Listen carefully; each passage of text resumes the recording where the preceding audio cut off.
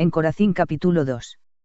A la mañana siguiente emprendió Yasua el viaje acompañado también de Hanaani, que contrató 3 asnos y siguió hasta Corazín. Allí tenía 2 hermanos menores, esenios del grado primero, con cuya buena voluntad contaba para que mediante la cuadrilla de hachadores de los bosques de Iturea, que dependían de ellos, protegieran el viaje de Yasua en aquella región peligrosa. No está bien, Hanaani, que pongas en movimiento a toda la parentela para servirme de guardia, decíale sonriendo el maestro, viendo el fervor del buen hombre para evitarle todos los peligros. Si os ha de ocurrir un contratiempo que no sea por negligencia mía, contestaba él y seguía viajando junto a Yasua, sin consentir en volverse por mucho que se lo rogaron. Al tranquilo paso de los asnos platicaban sobre las arbitrarias imposiciones del invasor en los pueblos, que se agotaban día a día por los impuestos y contribuciones de todo orden. El templo de Jerusalén, con su numerosa corte de sacerdotes y levitas, era como un enorme vientre que engullía en diezmos y primicias lo mejor de las cosechas, de los rebaños, de las majadas y de cuanto ellos producían. Aparte de esto, estaban los animales que debían destinar a los sacrificios, que las nuevas ordenanzas aumentaban hasta lo inverosímil, por menudas transgresiones a veces involuntarias, a las reglas disciplinarias que pesaban sobre los fieles. Todos clamaban por el Mesías libertador de Israel, porque el fantasma del hambre asomaba su faz pavorosa en la clase media, en los hogares humildes, donde a veces el único alimento consistía en tortas de trigo pisado y bellotas silvestres. Los donativos de la Santa Alianza eran abundantes, pero el pueblo era numeroso y los jornales para los que no eran romanos, habían bajado a la mitad de su valor. Los labradores soltaban sus azadones y sus palas, y los pastores abandonaban sus rebaños. Que se los lleven los recaudadores del fisco o los recaudadores del templo, era igual para ellos que si los devorasen las bestias de la selva. Lobos son unos y lobos son otros, que devoran lo que no han trabajado, decían. Y el pueblo se iba llenando de amarga hiel, y acababan por alistarse a montones en esas misteriosas filas que se adiestraban secretamente para una lucha sin cuartel en contra de la miseria que amenazaba al país. Nada de esto quise decirte en mi casa, señor, decía Hanaani al maestro, para no asustar a mi madre, a mi mujer, a mis hijas, que harto teníamos todos con el grave mal de Fatme. Además nosotros no somos de los que estamos peor, porque nuestro trabajo de tapicería lo pagan las gentes acaudaladas. Los divanes, los canapés y las carrozas de los cortesanos del rey Antipas y de los magnates romanos, nos dejan un mediano beneficio como para vivir sin la amenaza del hambre. Y Yasua escuchaba en silencio y su alma se iba llenando de amargura ante el dolor de ese pueblo, en medio del cual había nacido y al que estaba cierto de no poder decirle, ven en pos de mí que yo seré tu rey de paz, de justicia y de piedad que necesitas. Únicamente podía decirle, yo seré tu luz y tu guía en las tinieblas, venid a mí los que lleváis pesadas cargas que yo os aliviaré. Venid a mí los que lloráis porque yo os consolaré con la promesa de bienes eternos. Bienaventurados los pobres porque de ellos es el reino de los cielos. Bienaventurados los que tienen hambre y sed de justicia, porque ellos serán hartos. Pero él sentía el clamor del pueblo que respondía, mientras llegan los bienes eternos y el reino de los cielos y la hartura de justicia, con que encendemos lumbre, con que amasamos el pan, con que cubrimos nuestro cuerpo, con que pagamos nuestro techo. Calla, Hanaani, calla por piedad, exclamó Yasua, soltando la brida y apretándose el pecho con ambas manos. Era su propio pensamiento que hablaba y a él le parecía que era ese hombre del pueblo que clamaba. Señor. Hace ya rato que guardamos silencio, dijo Hanaani, tirándose de su cabalgadura para socorrer a Yasua, cuya palidez le espantaba. El tío Jaime, que había quedado un poco atrás, se acercó también. ¿Qué pasa aquí?, dijo con una visible alarma. Un ligero desvanecimiento, no es nada, contestó Yasua. La jornada fue larga, pero ya llegamos a Corazín y te repondrás enseguida. El buen tío Jaime sacó de su saco de mano un frasquito de licor de cerezas y le dio a beber a Yasua. Bebe tú también, Hanaani, que pareces más muerto que vivo, añadió, alargándole el elixir. Pocos momentos después entraban en la pintoresca ciudad de Corazín, la de las blancas murallas que parecían de mármol entre el oscuro follaje de los nogales y los castaños. Felizmente la casa de los hermanos de Hanaani estaba cerca de la puerta del oriente llamada del Jordán, porque allí comenzaba el acueducto por donde venía del río el agua de riego para jardines, huertos y plantaciones. Era aquella casa un gran taller de carpintería y depósito de maderas.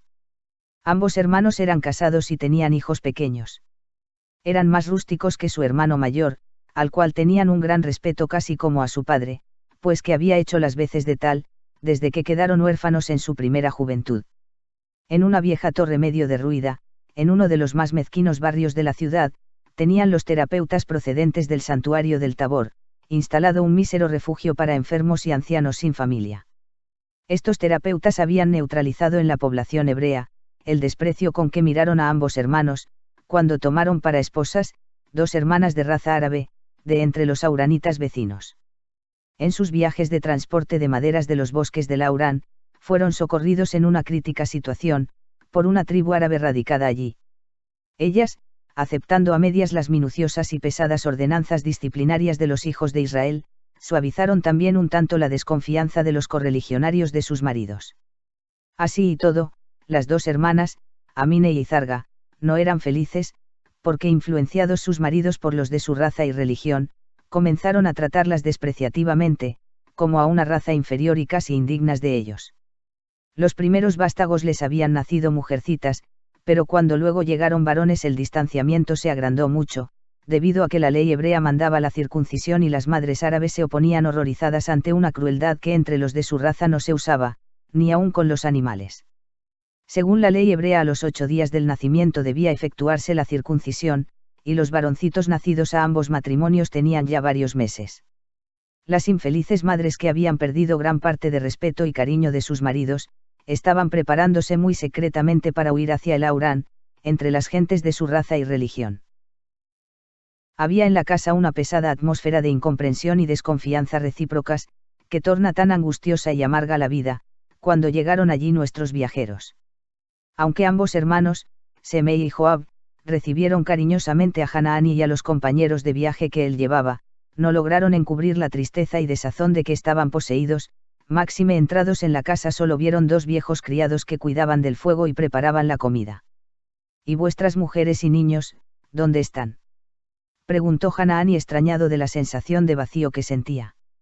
En sus alcobas contestó uno de ellos y desvió la conversación ponderando los éxitos que recogía allí la Santa Alianza.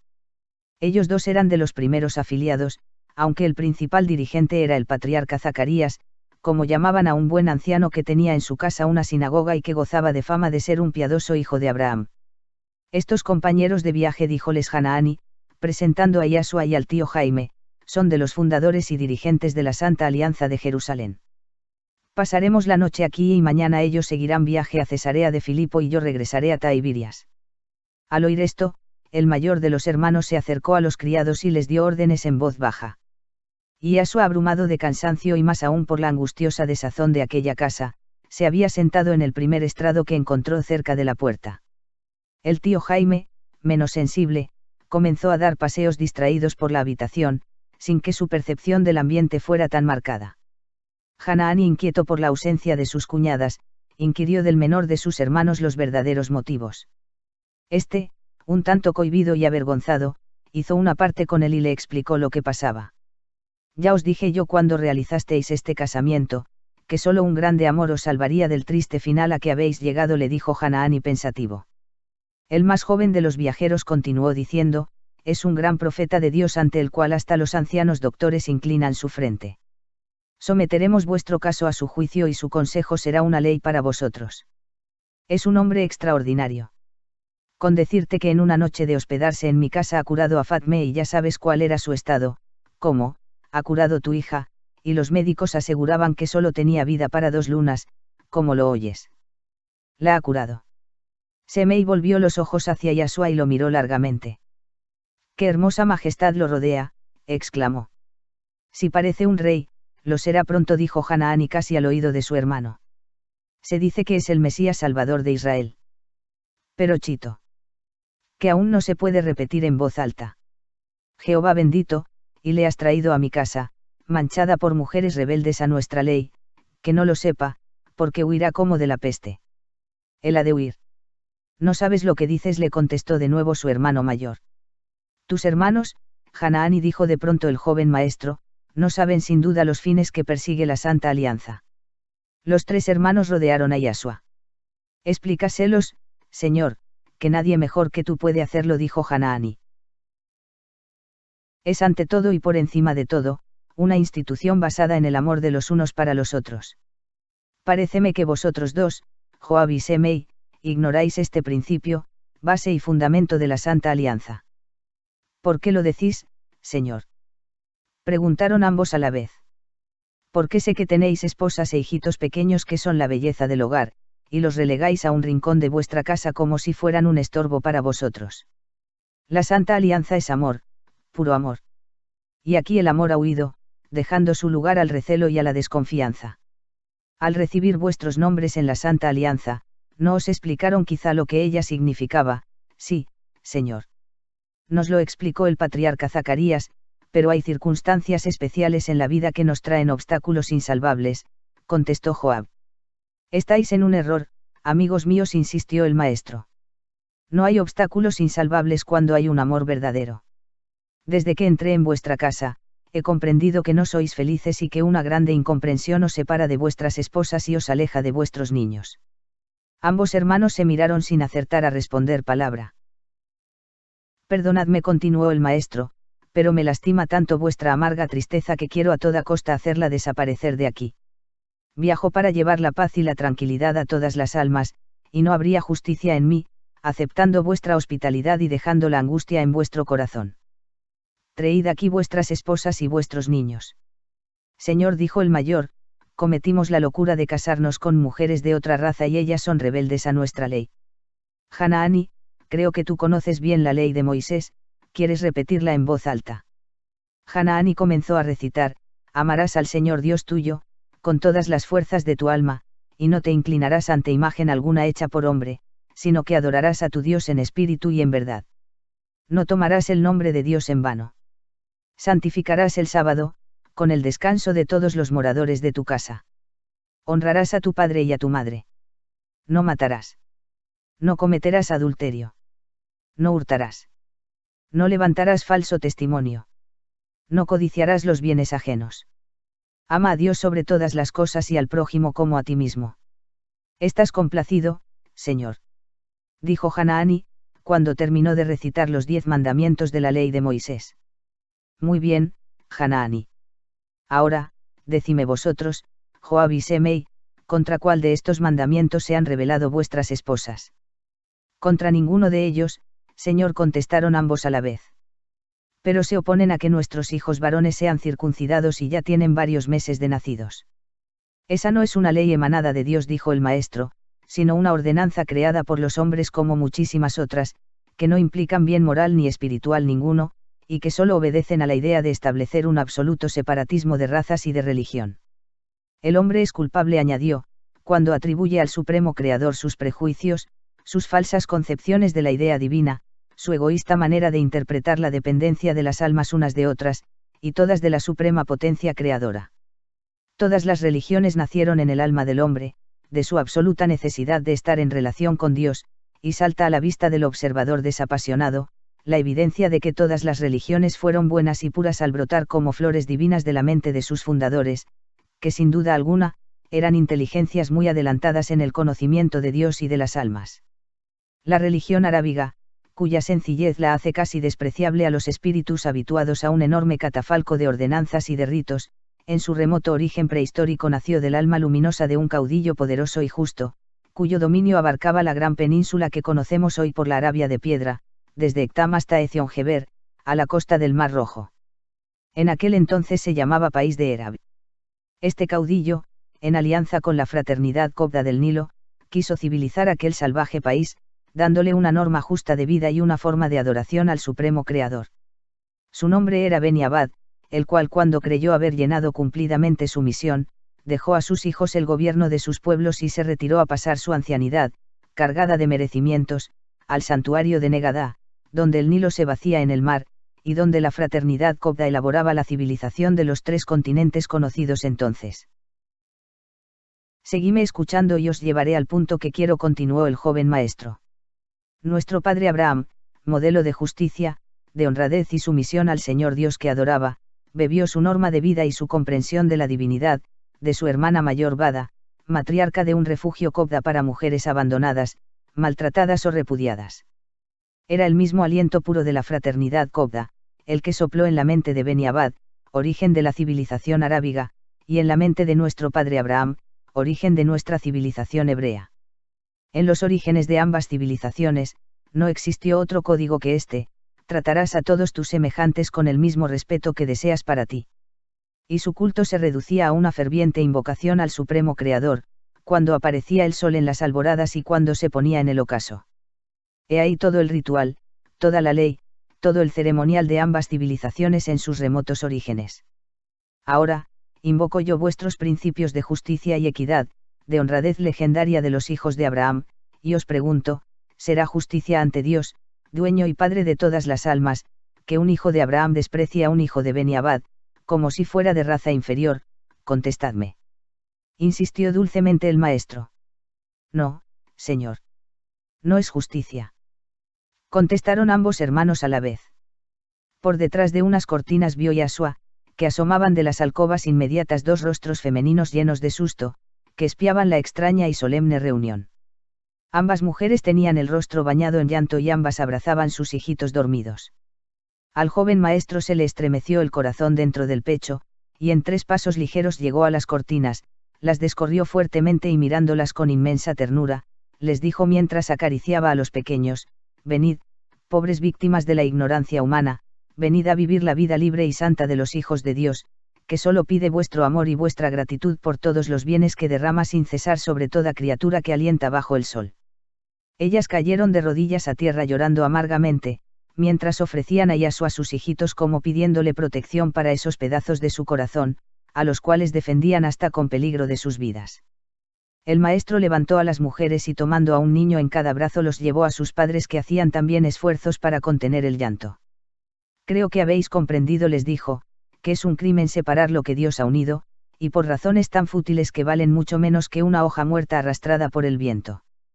Tomadles, insistió el maestro dando a ambos padres sus niños, cuyos ojitos asustados y aún llenos de sueño, miraban a todos lados. Estoy seguro, añadió, que desde que pasaron los 8 días de nacidos, no habéis dado un beso a vuestros hijos, porque no anduvo aquí el cuchillo de piedra derramando sangre inocente. Dejad todo ese atavismo salvaje, que Dios no quiere torturas, ni sacrificios sangrientos, sino el santo amor de todos sus hijos unidos en la oración y el trabajo, en las obras de bien y de justicia. Semei y Joab hundieron sus frentes entre las ropas que cubrían a sus pequeños y dejaron escapar hondos sollozos, porque la vibración de amor del maestro era tan poderosa, que ni aun el tío Jaime pudo subtraerse a ella. Hanaani abrazaba a sus cuñadas, que continuaban llorando silenciosamente. Las acercó hacia sus hermanos y les dijo con voz temblorosa de emoción: yo bendije vuestro matrimonio en vez de nuestro padre muerto, y hoy os bendigo de nuevo, rogando al Dios de Abraham que sepáis recoger en vuestros corazones la luz divina que hoy entró en vuestra casa. Amine y Zarga se inclinaron profundamente ante sus maridos siguiendo la costumbre árabe, y ellos las atrajeron hacia sí en un abrazo mudo, en que callaban los labios, y solo las almas hablaban. Ahora podré alejarme feliz de vuestra casa, dijo Yashua, porque el amor ha florecido de nuevo bajo la mirada de Dios. Ahora sois verdaderos hijos de Beniabad, el buen padre de la raza árabe, y de Abraham, el buen padre de la raza hebrea. Hanaani quiso celebrar en un festín esa noche, el feliz acontecimiento de 2 familias nuevamente unidas por la comprensión y el amor verdadero. Ambos matrimonios conservaron durante todos sus días sobre la tierra, un fervoroso culto al profeta nazareno que iluminó el sendero de su vida con una luz nueva, que jamás pudo extinguirse en ellos.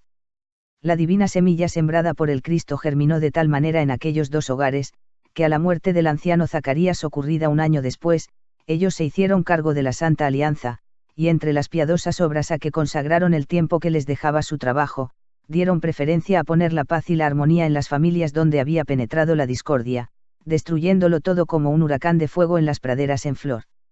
Ambos hermanos, Joab y Semei, se empeñaron en acompañar a los viajeros hasta pasar el país de Iturea, al otro lado del Jordán. Ellos regresarían con la caravana esperada en esos días.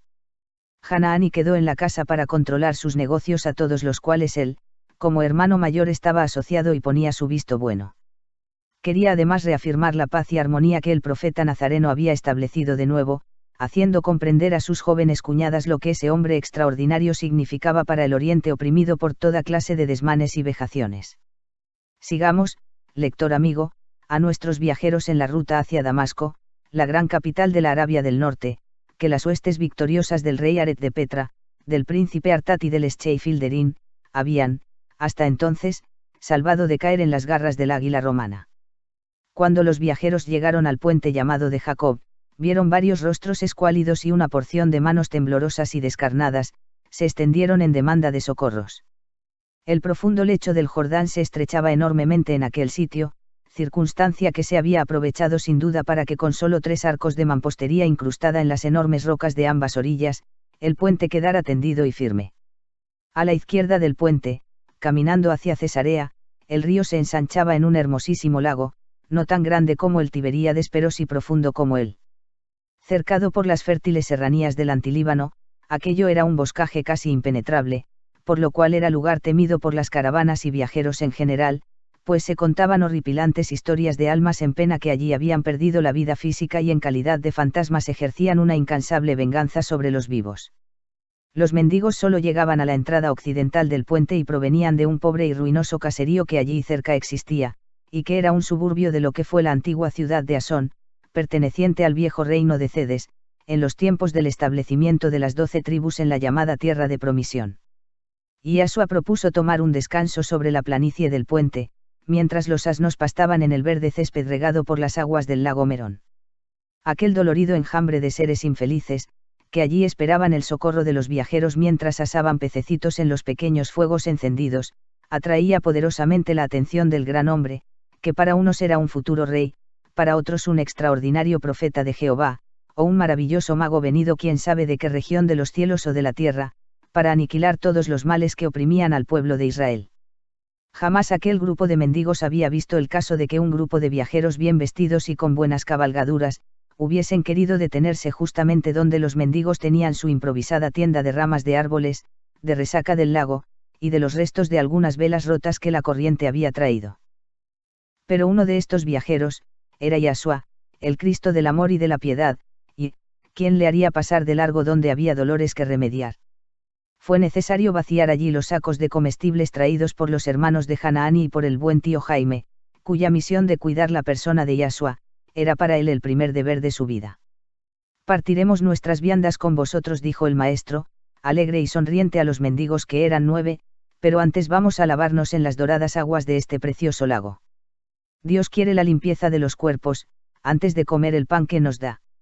Ayúdame, Joab dijo al menor de los hermanos, mientras el tío Jaime y Semei preparaban la comida. Y corriendo como un niño, bajó la gradería de la base del puente y tomó de la mano a un infeliz ciego guiado por un chicuelo. Vamos, dijo. Vamos todos al lago para lavarnos. Yo no puedo, amito, murmuró un hombrecillo pequeño, sentado sobre una piel de oveja.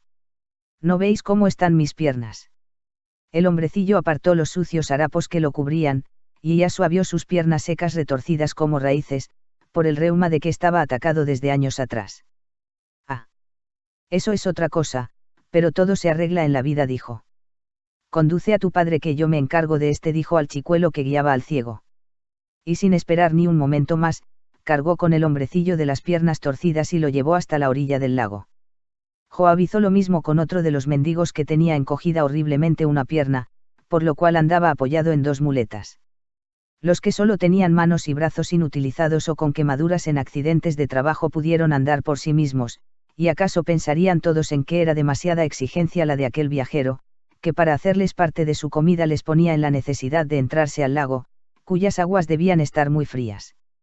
El sol era radiante, cercano al mediodía, pero era final de otoño, y en aquellas alturas cordilleranas del Líbano el frío llegaba antes.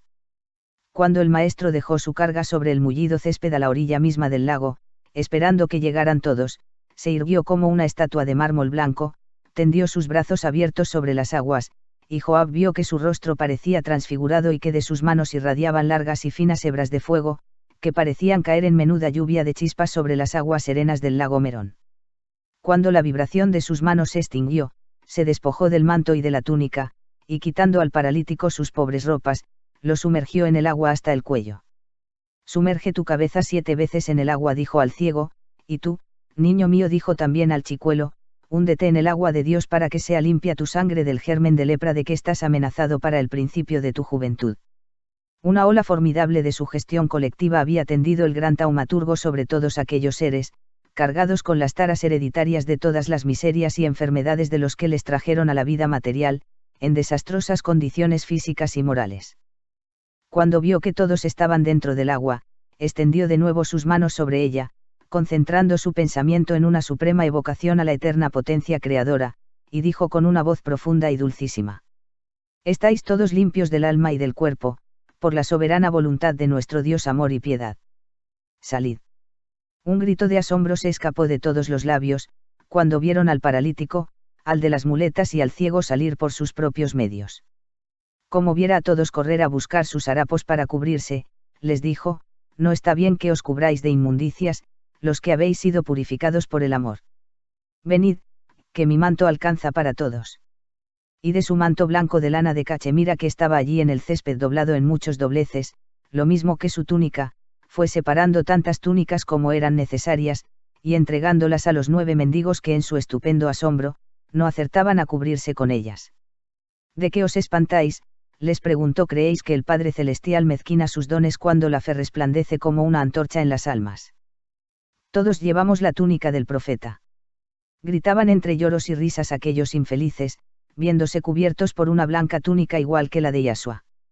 Joab mismo estaba como atontado ante un prodigio semejante, y lamentaba que sus hermanos no lo hubieran presenciado.